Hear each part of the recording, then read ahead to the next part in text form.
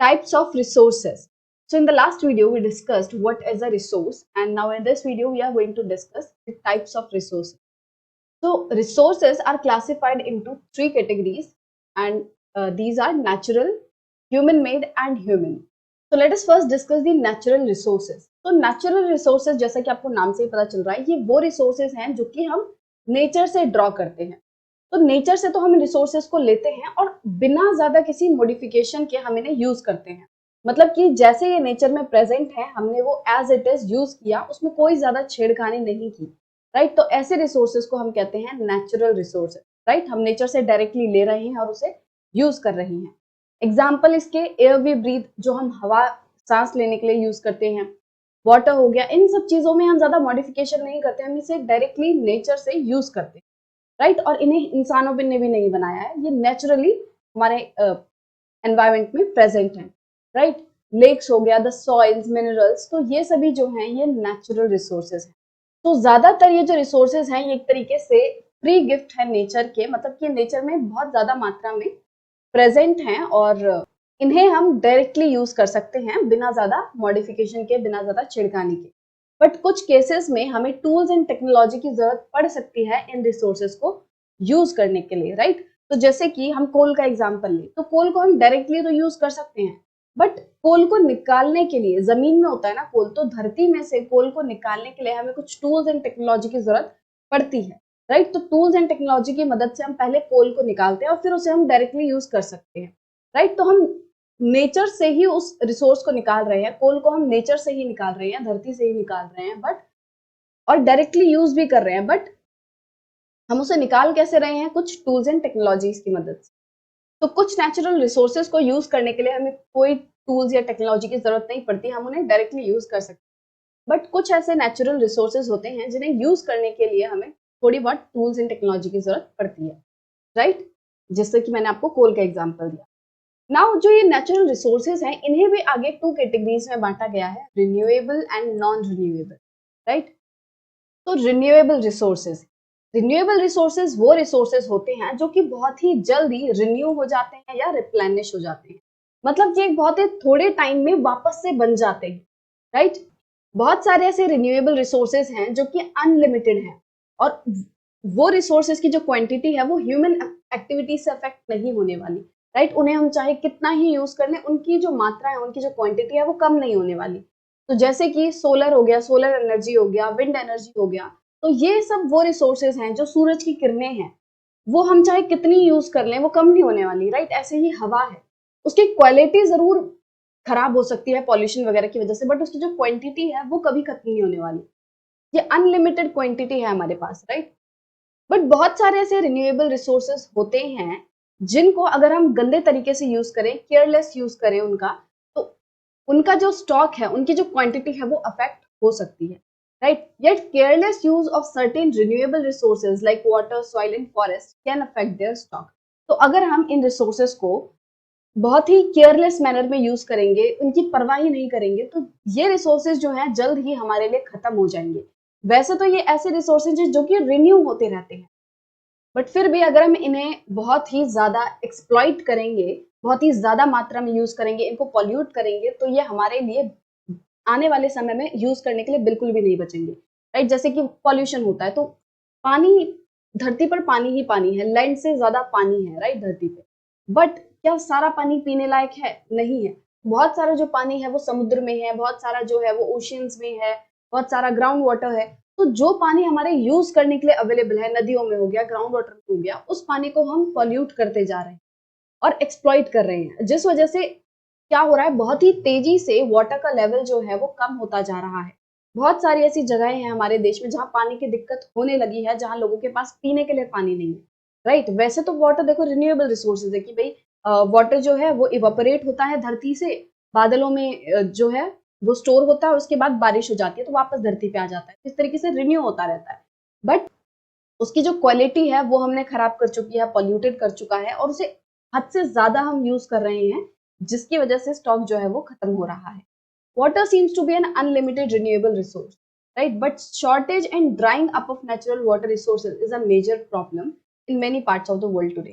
अब वैसे तो हमें लगता है कि वही वाटर जो है रिन्यूएबल रिसोर्सेज है, मैंने बताया आपको कि क्या होता है, एवोपोरेट होता है, फिर वापस से बारिश के रूप में धरती पर ही आ जाता है, फिर से एवोपोरेट होता है, तो एक साइकिल चल रही है। और आप ये जान के हैरान होगे कि धरती के शुरुआत में, मतलब ये जो पानी था जितना उस टाइम पे था उतना ही आज भी है। मतलब करोड़ों साल पहले धरती पर जितना पानी था उतना ही आज भी है, इसकी क्वांटिटी में कोई डिफरेंस नहीं आया है, राइट। क्यों? क्योंकि पानी जो है किसी ना किसी फॉर्म में वो धरती पर ही अवेलेबल है, चाहे वो एवोपरेशन मतलब कि वाटर वेपर्स की फॉर्म में हो, चाहे वो समुद्र में हो, चाहे नदियों में हो, नालों में हो। मतलब कि पानी की जो क्वांटिटी है उसमें कोई चेंज नहीं आया है, बट क्वालिटी में चेंज आ गया है। हम क्यों कह रहे हैं कि पानी आज हमारे पीने के लिए नहीं है? क्यों? क्योंकि उसकी क्वांटिटी कम नहीं हुई है, क्वालिटी कम हो गई है, राइट। तो बहुत सारे ऐसे नेचुरल रिसोर्सेज हैं, वाटर रिसोर्सेज हैं जो सूख गए हैं। तो सूख कर पानी कहाँ गया है? हवा में चला गया, बट यूज करने के लिए नहीं बचा है हमारे लिए वो। तो बहुत सारी ऐसी जगहें हैं पूरे दुनिया में जो कि अब पानी की शॉर्टेज का सामना कर रही है। तो रिन्यूएबल रिसोर्सेज वैसे तो ये रिप्लेनिश और रिन्यू होते रहते हैं जल्दी से, बट फिर भी हमें इन्हें ध्यान से यूज करना चाहिए। देन नॉन रिन्यूएबल रिसोर्सेज, तो ये रिसोर्सेज आपको नाम से ही पता चल रहा है कि ये ऐसे रिसोर्सेज हैं जो कि जल्दी से रिन्यू या रिप्लेनिश नहीं होते, ये जल्दी से वापस बनकर खड़े नहीं होते।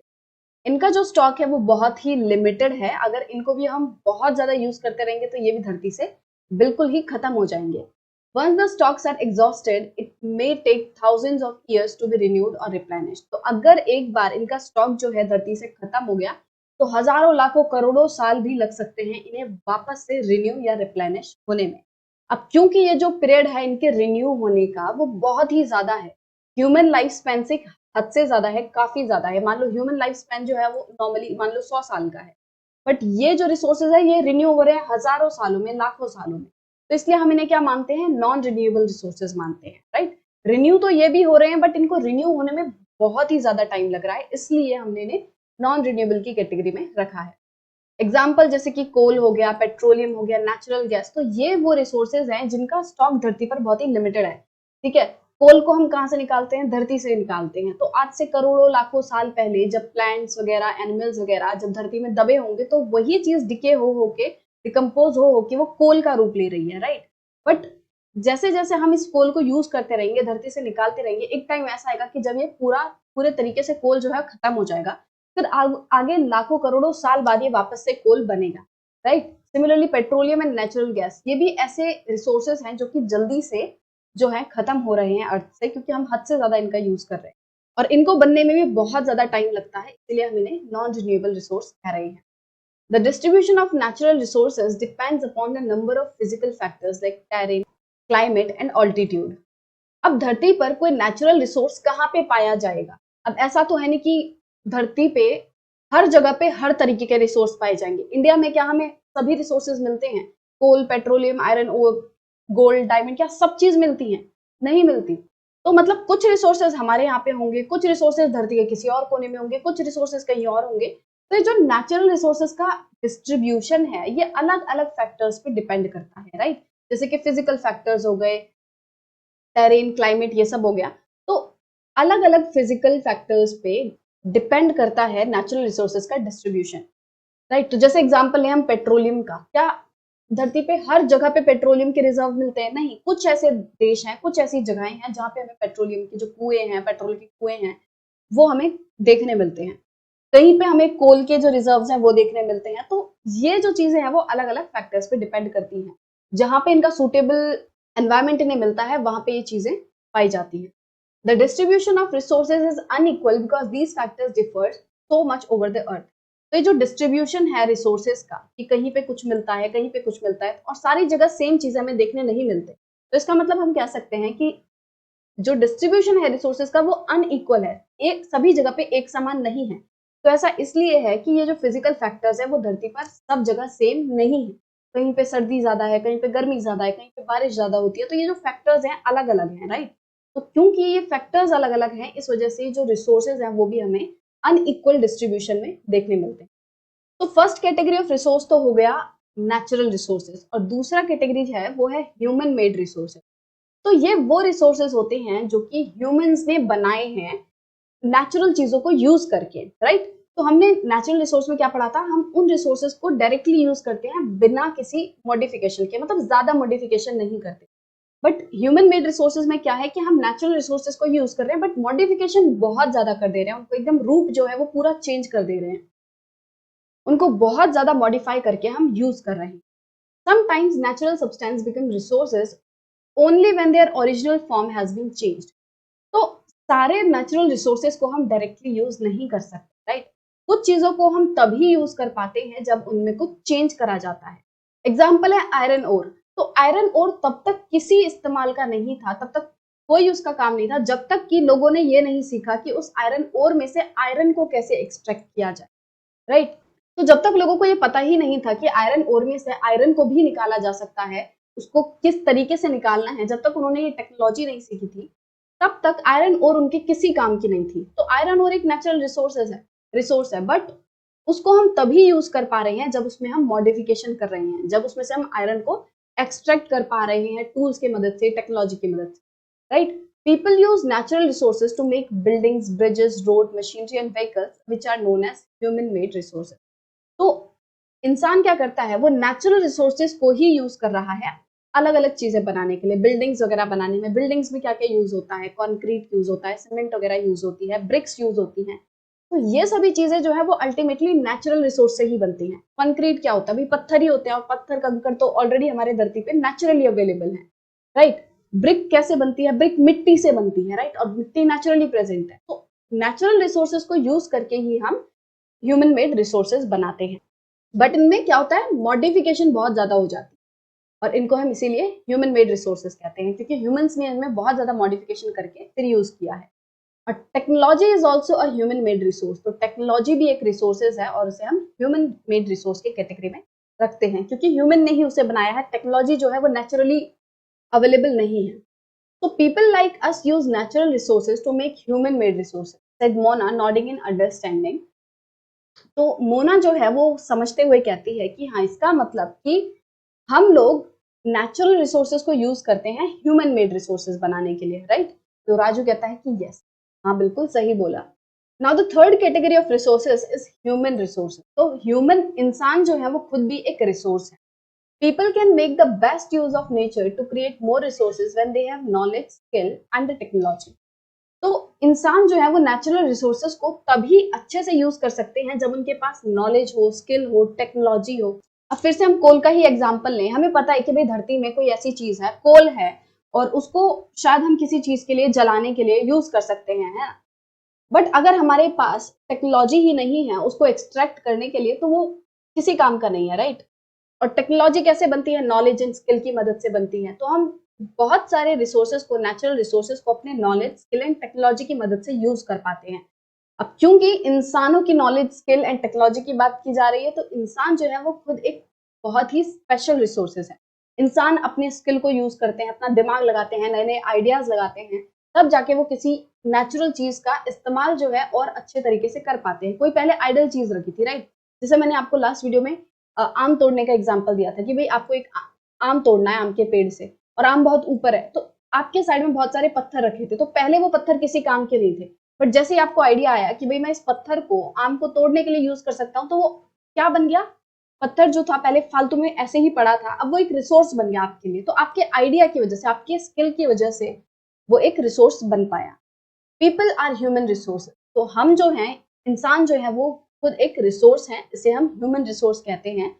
और एजुकेशन एंड हेल्थ की मदद से अगर हम ह्यूमंस को अच्छी एजुकेशन, अच्छी हेल्थ देंगे, तो वो एक बहुत ही वैल्यूएबल रिसोर्स बन सकते हैं। तो एजुकेशन एंड हेल्थ क्यों जरूरी है? तो कोई बीमार इंसान कोई भी काम नहीं कर सकता, राइट? कैसा भी काम कोई बीमार इंसान नहीं कर सकता, तो हेल्थ बहुत ज्यादा इंपॉर्टेंट है। और एजुकेशन, तो एजुकेशन जब हम लेते हैं तभी हमें नए नए आइडियाज आते हैं, तभी हम नई नई स्किल्स सीखते हैं, और उन स्किल्स एंड नॉलेज को अप्लाई करके हम कोई काम करते हैं।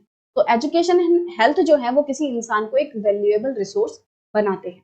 Improving the quality of people's skills so that they are able to create more resources is known as human resource development. तो जब हम इंसानों की, लोगों की स्किल्स को और ज्यादा इम्प्रूव करते हैं, उनकी जो नॉलेज है, उनकी जो स्किल्स हैं, जब उन्हें और ज्यादा बढ़ाते हैं, तो उस पूरे प्रोसेस को हम क्या कहते हैं? Human resource development. तो नाम से आपको पता चल रहा है, ह्यूमन रिसोर्स मतलब कि ह्यूमंस की डेवलपमेंट हो रही है। और डेवलपमेंट कैसे हो रही है? उनकी स्किल्स वगैरह इंप्रूव करके। तो इसके साथ हमारा जो टाइप ऑफ रिसोर्सेज है वो खत्म होता है। तो अभी तक हमने जो भी पढ़ा, अगर मैं उसको आपको एक चार्ट के फॉर्म में दिखाऊं तो ये निकल के आता है। तो सबसे पहले हमने पढ़ा कि भाई रिसोर्सेज क्या होते हैं। तो रिसोर्सेज कोई भी ऐसी चीज है जिसको कि हम अपनी नीड को, जरूरत को सेटिस्फाई करने के लिए यूज करते हैं, उसकी कोई यूटिलिटी है, उसकी कोई यूजेज है, उसकी कोई वैल्यू है, तो उसको हम रिसोर्स कहते हैं, राइट। आगे रिसोर्सेज को हम 3 कैटेगरीज में बांट सकते हैं, natural resources, human made resources and human resources. Natural resources को आगे हम और 2 कैटेगरी में बांट सकते हैं, रिन्यूएबल एंड नॉन रिन्यूएबल। तो नेचुरल रिसोर्सेज क्या होते हैं, वो ऐसे रिसोर्सेज होते हैं जिनको हम नेचर से ही यूज करते हैं, डायरेक्टली यूज करते हैं, और ज्यादा कोई उसमें मॉडिफिकेशन वगैरह नहीं करते, जो कि नेचर में ही ऑलरेडी प्रेजेंट है और उसे हम बिना किसी छेड़खानी के यूज कर रहे हैं। तो रिन्यूएबल रिसोर्सेज ऐसे नेचुरल रिसोर्सेज होते हैं जो कि बहुत ही जल्दी रिप्लेनिश हो जाते हैं, रिन्यू हो जाते हैं, राइट, वापस से नए बन जाते हैं। वही नॉन रिन्यूएबल रिसोर्सेज ऐसे होते हैं जिनका जो स्टॉक है बहुत ही लिमिटेड है, और इनको वापस से नया बनने में, रिन्यू होने में, रिप्लेनिश होने में बहुत लंबा टाइम लगता है, 1000 एंड लैक्स ऑफ ईयर्स जो है इनको रिन्यू होने में लगते हैं, राइट। फिर हमने देखा कि भाई ह्यूमन मेड रिसोर्सेज क्या होते हैं। ह्यूमन मेड रिसोर्सेज वो रिसोर्सेज होते हैं जो कि इंसानों ने नेचुरल रिसोर्सेज को यूज करके बनाए हो, राइट। जैसे कि रोड्स हो गए, बिल्डिंग्स हो गए। अब रोड, बिल्डिंग, ये सब पहले से तो नेचुरली तो प्रेजेंट नहीं था ना, इसको हमने बनाया, राइट, नेचुरल रिसोर्सेज को यूज करके। तो जो चीज इंसानों ने बनाई है वो ह्यूमन मेड रिसोर्स है। और ह्यूमन रिसोर्स क्या है, खुद इंसान जो है वो भी एक बहुत ही इंपॉर्टेंट रिसोर्स है, क्योंकि इंसानों के मदद से ही तो बाकी सारे रिसोर्सेज को यूज किया जा रहा है। इंसान अपने नॉलेज का, स्किल का, टेक्नोलॉजी का यूज कर रहा है, तभी वो बाकी रिसोर्सेज को यूज कर पा रहा है। तो ह्यूमन रिसोर्स भी एक बहुत ही इंपॉर्टेंट रिसोर्सेज है। और एक इंसान को हम एजुकेशन एंड अच्छी हेल्थ के थ्रू, अगर हम उसे अच्छी एजुकेशन प्रोवाइड कराएं, अगर उसे अच्छी हेल्थ फैसिलिटी प्रोवाइड कराएं, अगर उसकी हेल्थ अच्छी हो, तो वो एक बहुत ही वैल्यूएबल रिसोर्स जो है वो बन सकता है।